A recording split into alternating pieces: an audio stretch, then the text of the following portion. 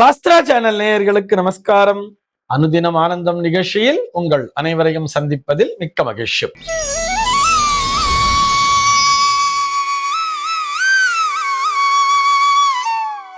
இன்று 21/12/2025 இந்த நாள் குறித்து பஞ்சாங்கம் என்ன சொல்றதுன்னு பார்க்கலாம் வாங்கோ. இன்றைய தினம் விஸ்வாவசு மார்கழி மாதம் 6ஆம் தேதி ஞாயிற்றுக்கிழமை. திதி பார்த்தோம்னா வளர்விரை பிரதமை திதி காலை 9:11 வரைக்கும் இருக்கு. அதனை தொடர்ந்து வளர்பிறை த்விதியை திதியானது வந்து விடுகிறது. இன்னைக்கு நட்சத்திரம் பார்த்தோம்னா பூராடம் நட்சத்திரம். நாளைய தினம் அதிகாலை 3:34 வரைக்கும் இருக்கு. அதனை தொடர்ந்து உத்ராடம் நட்சத்திரம் என்பதும் வந்து விடுகிறது. அதிகாலை 3:34 வரை, அதாவது பூராடம் நட்சத்திரம் இருக்கின்ற வரை இந்த நாளானது ஒரு சித்தயோகம் கூடிய நாளாக இருக்கிறது. அதனை தொடர்ந்து அமிர்த யோகம் என்பதும் வந்து விடுகிறது. இது போக பஞ்சாங்கத்திலே வரக்கூடிய யோகம் அப்படின்னு சொல்லி பார்த்தோம்னா இன்றைக்கு விருத்தி அப்படிங்கிற ஒரு நாம யோகத்தை கொடுத்திருக்கா.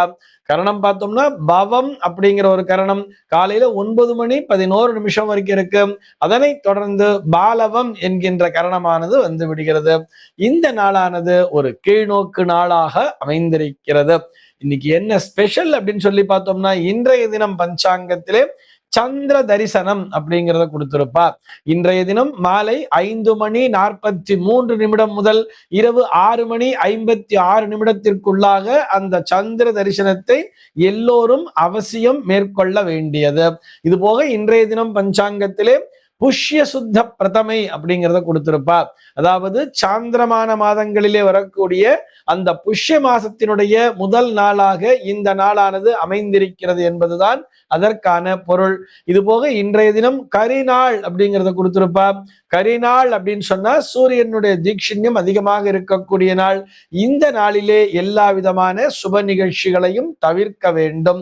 இது போக இந்த நாளானது சாக்கிய நாயனாருடைய குரு பூஜை நாளாக அமைந்திருக்கிறது. இந்த சாக்கிய நாயனார் பார்த்தோம்னா, அதாவது கால சூழலின் காரணமாக அந்த சிவலிங்கத்தின் மேல் கல்லை எடுத்து எரிந்தாராம். அதற்கூட எப்படி அந்த கல்லையே மலராக நினைத்து ஓம் நம சிவாயா என்கின்ற அந்த பஞ்சாட்சரத்தை ஜபித்துக் கொண்டே மனதிலே அந்த பஞ்சாட்சரத்தை உச்சரித்துக் கொண்டே அந்த சிவலிங்கத்தை கல்லால் அடித்தாராம். ஆனால் அந்த கற்களானது அது புஷ்பமாகவே சென்று இறைவனினுடைய பாதங்களை சென்றடைந்தது அப்படின்னு சொல்லுவார். அத்தனை சிறப்பு வாய்ந்த சாக்கிய நாயனாருடைய குரு பூஜை நாளாகவும் இந்த நாளானது அமைந்திருக்கிறது. சென்னையை பொறுத்தவரை இன்றைய தினத்தினுடைய சூரிய உதயம் என்பது காலை 6:30 சூரிய அஸ்தமனம் என்பது மாலை 5:43 சந்திர உதயம் என்பது காலை 7:17 சந்திர அஸ்தமனம் என்பது மாலை 6:56 சம்பவிக்கிறது. பிரம்ம முகூர்த்தம் பார்த்தோம்னா நாளைய தினம் அதிகாலை 4:48 முதல் காலை 6:30 வரையில் நீடித்திருக்கிறது. சென்னையை பொறுத்தவரை இன்றைய தினத்தினுடைய ராகு காலம் என்பது மாலை 4:19 முதல் 5:43 வரையிலும், யமகண்டம் என்பது மதியம் 12:06 முதல் 1:31 வரையிலும், குளிகை காலம் என்பது மதியம் 2:55 முதல் மாலை 4:19 வரையிலும் சம்பவிக்கிறது. தினாந்தம் பார்த்தோம்னா இன்றைய தினம் இரவு 1:43 கொடுத்திருக்கா.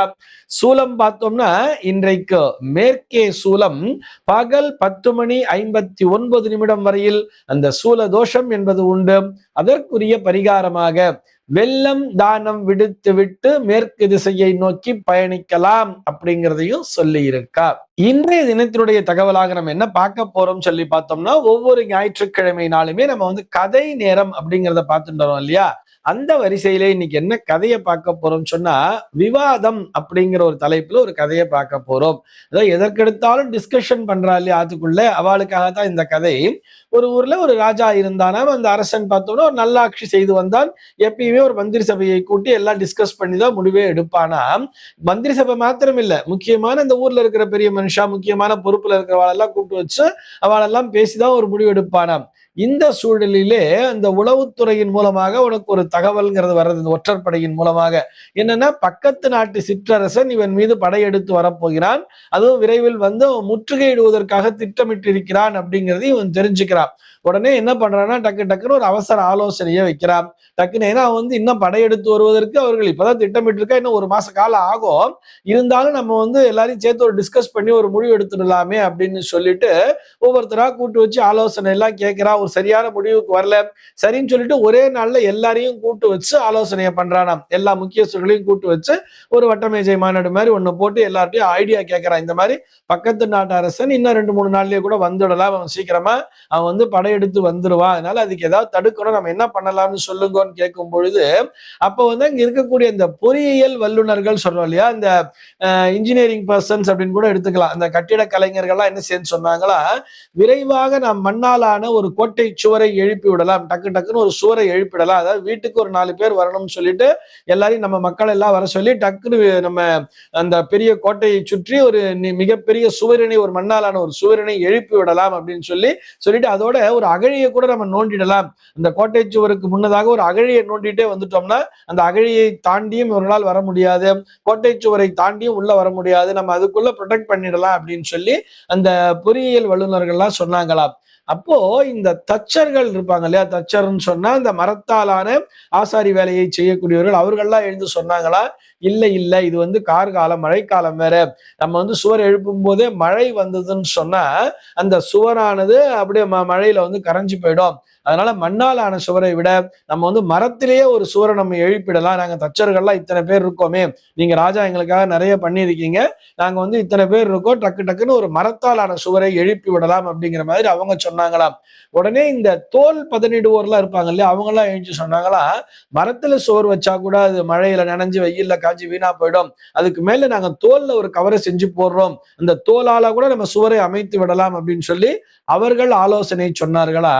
அப்ப வந்து இந்த கொல்லர்கள் சொல்லுவாள், இரும்பு பட்டறை எல்லாம் வச்சிருப்பா இல்லையா, அவர்கள் எழுந்திருத்தார்கள். அவங்க சொன்னாங்களாம், மரத்தாலான சோறுலாம் வேஸ்ட், எந்த காலத்துல இருக்கிறீங்க, அவன் வந்து ஒரு பீரங்கியால வச்சு சுட்டான்னு சொன்னா மொத்தமும் தகர்ந்து போயிடும், இது போக நெருப்பு வச்சாங்கன்னா டக்குன்னு பிடிச்சிக்கும், சீக்கிரமா அது கறி கட்டையா போயிடும், அதனால அதை விட இரும்பாலான சுவர்களை நாங்கள் எழுப்பி தருகிறோம், ஒரு கோட்டை சுவர் வந்து இரும்புலேயே சுவரை எழுப்பி வச்சிடலாம், இரும்பிலே சுவத்தை எழுப்பிடலாம், இரும்பாலான சுவற்றை யாராலும் ஒன்றும் செய்யவும் முடியாது, அவர்களால் கோட்டையின் மதில் மேல் ஏறவும் முடியாதுன்னா இரும்பு வந்து வழுக்கி வழுக்கி விடும், அந்த மாதிரி ஒரு சுவரை நம்ம எல்லாம் எழுப்பிடலாம் சொல்லிட்டு அந்த கொல்லர்களும் சொன்னார்களாம். இவர்கள் சொல்லும் பொழுது இதெல்லாம் ஏன் இவ்வளவு செலவு பண்ணிக்கிட்டு அப்படின்னு சொல்லிட்டு இந்த சட்ட வல்லுநர்கள்லாம் இருப்பாங்க இல்லையா, சட்ட நிபுணர்கள், சட்டம் படித்தவர்கள் அவர்கள்லாம் இருப்பாங்கல்ல, அவங்க வந்து சொன்னாங்களா, நம்மளும் சிற்றரசர் தான், அவனும் சிற்றரசன் தான், நம்ம எல்லாருமே ஒரு மிகப்பெரிய இந்த சக்கரவர்த்திக்கு கட்டுப்பட்டவங்க, நம்ம நேரா நாங்க இந்த சட்ட நிபுணர்கள் குழுல நாங்க போய் அந்த சக்கரவர்த்திகிட்ட போய் முறையிடுறோம், சக்கரவர்த்திகிட்ட சொல்லி எல்லாத்தையும் எடுத்து சொல்லி இந்த மாதிரி அவங்க திடீர்னு இந்த மாதிரி வந்து கோட்டையை முற்றுகையிடலாம் நியாயமா அப்படின்னு சொல்லி அவர்கிட்ட போய் நம்ம சட்டபூர்வமான ஒரு ஆலோசனையை பெற்று சமாதானமாக போகலாம்னு சொல்லிட்டு இந்த சட்ட வல்லுநர்கள் எல்லாம் கருத்து சொல்லிட்டே இருந்தாங்களாம். அப்போ அங்க பூசாரிகள்லாம் வந்தாங்களா, அவங்க பார்த்து சொன்னாங்களா சிரிச்சுக்கிட்டு, ஏன் இவ்வளவு தூரம் சிரமப்படுறீங்க, இதெல்லாம் எதுவுமே தேவையில்லை, நாங்க வந்து ஒரு பூஜையை பண்றோம், ஒரு மாபெரும் வேள்வியை செய்கிறோம், சத்துரு சம்ஹார பூஜை என்கிற அந்த பூஜையை செய்கிறோம், அவனால் படையெடுத்தே வர முடியாது அப்படின்னு சொல்லிட்டு அந்த வேதம் படித்த அந்தணர்கள், இந்த பூஜாரிகள், ஆலய பூஜாரிகள்லாம் வந்து சொல்லிட்டு இருந்தாங்களாம்.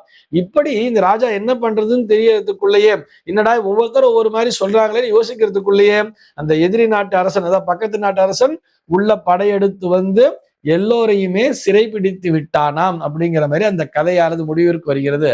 இதை ஏன் இந்த நேரத்தில் இந்த கதையை சொல்றோம் சொன்னா, டிஸ்கஷன் என்பது தேவைதான், எல்லோரிடத்திலும் ஆலோசனையை செய்துதான் ஒரு முடிவினை எடுக்க வேண்டும், அதற்காக இடம் பொருள் நேரம்லாம் இருக்கு இல்லையா, எந்த நேரத்துல யாருக்கிட்ட என்ன ஐடியாவை கேட்கணுங்கிறது இருக்கு இல்லையா.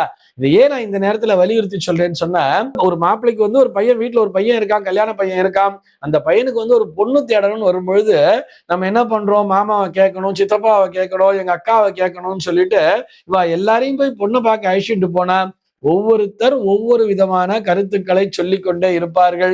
நாங்க வீட்டுல போய் எல்லாரும் கலந்து ஆலோசிச்சுட்டு பதில் சொல்றோம்னு சொல்றதுக்குள்ள அந்த பொண்ணுக்கு வேற ஒரு இடத்துல நிச்சயம் ஆயிடுறது.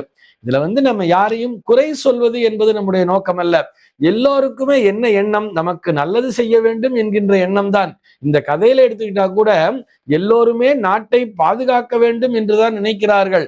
ஆனால் அவரவர்களுடைய பாயிண்ட் ஆஃப் வியூல தான் பார்த்துட்டு இருக்காளே தவிர, இந்த மாதிரி பேசி பேசி பேசி காலம் கடத்துவதால் என்ன பயன்? அதனால ஒரு முடிவெடுக்கணும்னு சொன்னா டக்குன்னு குடும்பத் தலைவர் அந்த முடிவினை எடுத்து விட வேண்டியது.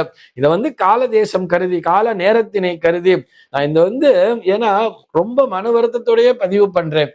சொன்னா போன வாரம் கூட ஒரு கிளையண்ட் வந்திருந்தா என் பிள்ளைக்காக எங்க பொண்ணு பார்த்தாலும் டக்குன்னு முடிஞ்சிடுறது அப்படின்னு சொல்லும் போதுதான் நான் கேட்டேன், ஏன் மாமி பொண்ணு பாக்குறதுக்கு யார் யார் போனேன்னு சொன்னா, எங்க நாத்தனார், என்னுடைய அண்ணா, தாய் மாமாங்கிற முறையில அண்ணா வந்தார், எங்க நாத்தனார் அத்தைங்கிற முறையில வந்தார், நாங்க 2 பேர் போனோம், பிள்ளைக்கு பெரியப்பா சித்தப்பா எல்லாம் இருக்கா, இவாளெல்லாம் விட்டுட்டு போனா தப்பா நினைச்சுப்பாளே மாமா, எல்லாரையும் அழிச்சுட்டு போனோம் அப்படின்னு சொன்னா, இந்த கூட்டத்தை பார்த்தே அந்த பொண்ணாத்துக்காரா என்ன சொல்லுவா? டக்குன்னு அதானே நடக்கும், இது நேச்சுரல் தானே, இன்றைய காலதேசத்திற்கு தகுந்தால் போல் முடிவினை எடுக்க வேண்டியது.